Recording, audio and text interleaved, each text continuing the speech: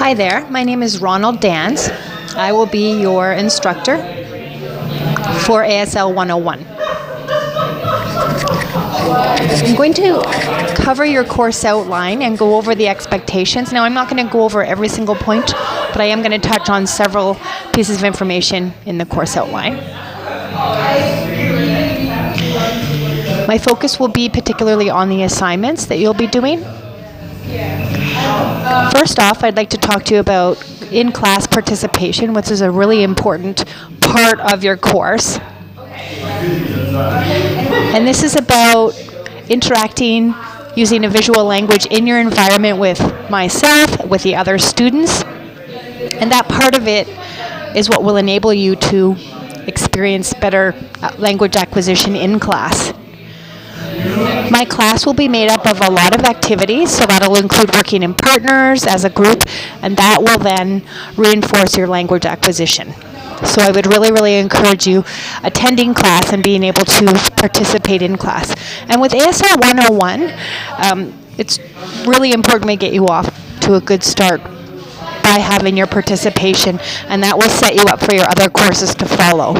So ASL 101 really encourages participation. You will experience frustrations learning the language, but that's part of the overall experience. So getting used to using your eyes when you take in language receptively and also acquiring the language itself. I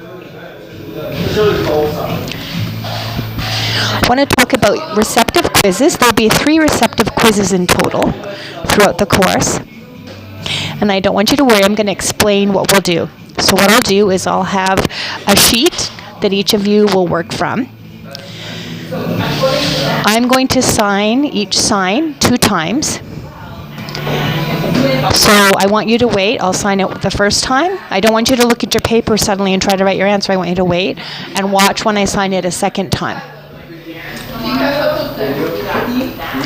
You can keep a rough sheet of paper to the side just to make a note while you're watching me, just to write down what you think it might be the first time I sign it. That's not a problem. I'm happy for you to be able to do that. And then if you need to, you can look back after you see me sign it for the second time. So those receptive quizzes will mostly be working on vocabulary, and you'll be filling in the blanks. So we're not going to be working on full sentences at that point in time. Not yet.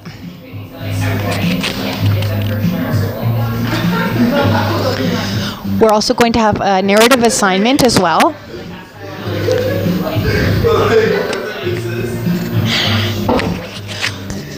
There'll be a story called Timber and another story called Bubblegum. The first story, Timber, again, I don't want you to be fearful of this. You'll have enough time to get prepared, probably about 3 weeks in advance. We're going to practice it in class. I'm going to give you lots of examples of this story. You're going to be able to use your workbook to work from that. And you'll learn what narrative looks like, opening through the story to the end of the narration. And if you're curious ahead of time, you can actually go to YouTube. A lot of my students have uploaded stories they've done, and there's many examples online of the Timber story itself. What's important when you do your narrative assignments is you're signing space around you. So you want to make sure that there's a clear, solid background behind you, that there's nothing that's visually distracting. That goes for the clothing you're wearing as well. You want to have contrasting colors. So if you have a light background, you want to have a dark shirt, and vice versa. And keep in mind the same thing. So if you have lighter skin, you'll want to wear a darker shirt, and vice versa. If you have darker skin, you'll want to wear a lighter shirt. You want to make sure too that you could stand up to tell your story, and that you have enough space to move around in so that you can move comfortably as you tell your story. I think that covers enough of the important aspects from the course outline, and just give me a moment here. You will have the student workbook for signing naturally. You can refer to page 4, and I feel like that's an important piece for you going forward, especially for ASL 101, and I'll go into explaining that a little bit. 4 short pieces. And so the first one is talking about building a language community in terms of strategies for using ASL and acquiring ASL. I've already touched on the importance of participation and, taking hold of the language by making sure you participate. YouTube is another example of that. Watching videos so that you're working on your receptive skills. Both of those things will grow and develop your language acquisition receptively and for your language expression. What's important before class and during break times, I would encourage you to try to use sign language as much as possible. I know you're going to feel a little bit awkward and uncomfortable in the beginning, but it's really another important part of your language acquisition.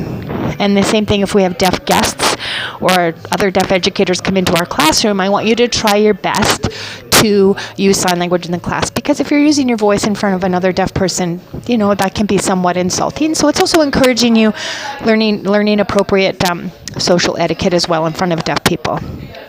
And on the same page, on page 4 in your workbook, point number 2 is trying to encourage you to not rely on English language to converse.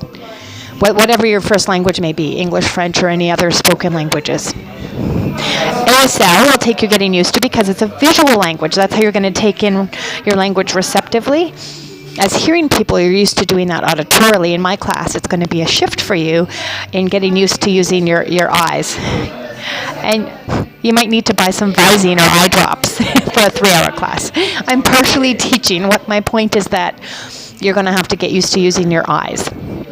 And we're not just going to sit and you're not going to watch me for 3 hours lecture. We're going to break the class up into different activities. So there'll be different components where you're moving about and interacting with one another.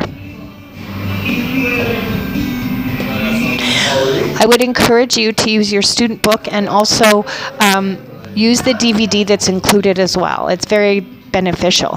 So it applies as well to what we talk about in class, and then it reinforces those concepts, skills, and techniques. So it's important that you don't get behind and you follow along and that you do that homework so that when you come back to class, you'll be ready.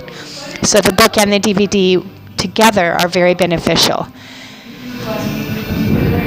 And some parts of it you may miss because the signer might feel like they're going too fast for you because you're new to the language. I encourage you to watch those parts of the video again, and over time you will pick it up. You'll be very surprised at what you can pick up that way.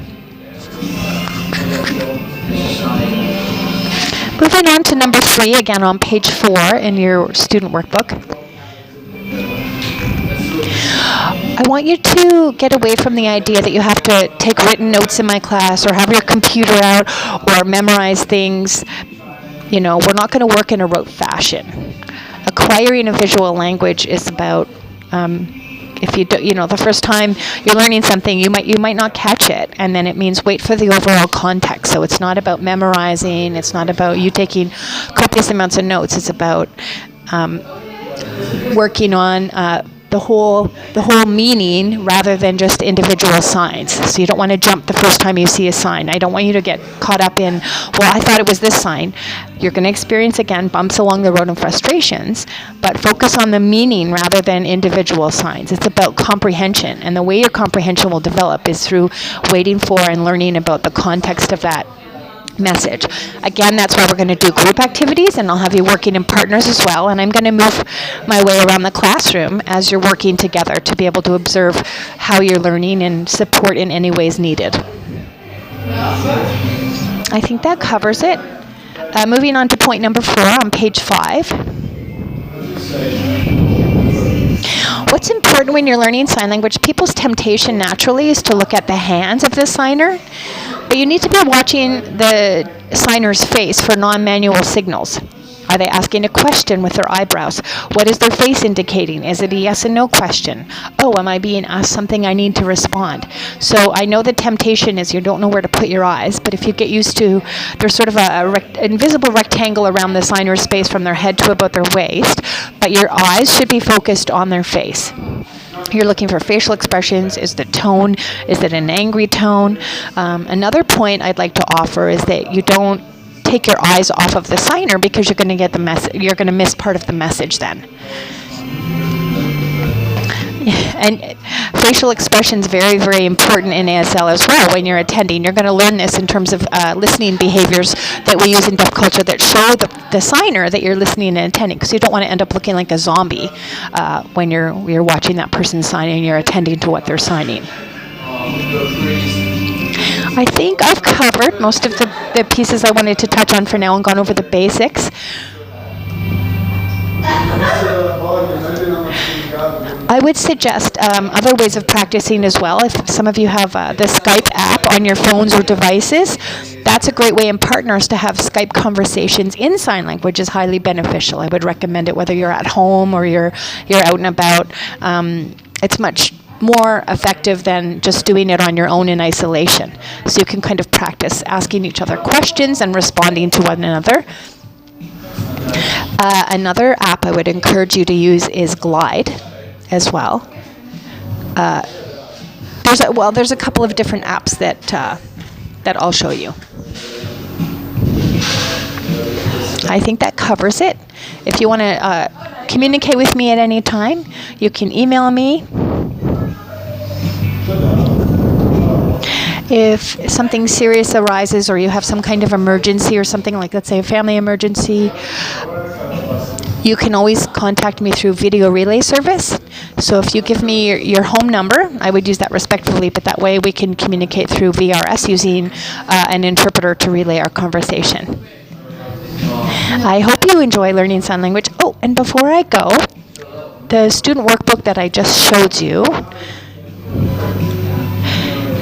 so it's good just not for ASL 101 only, but the same workbook you can use for ASL 102. So there's a cost savings there for all of you as students as well.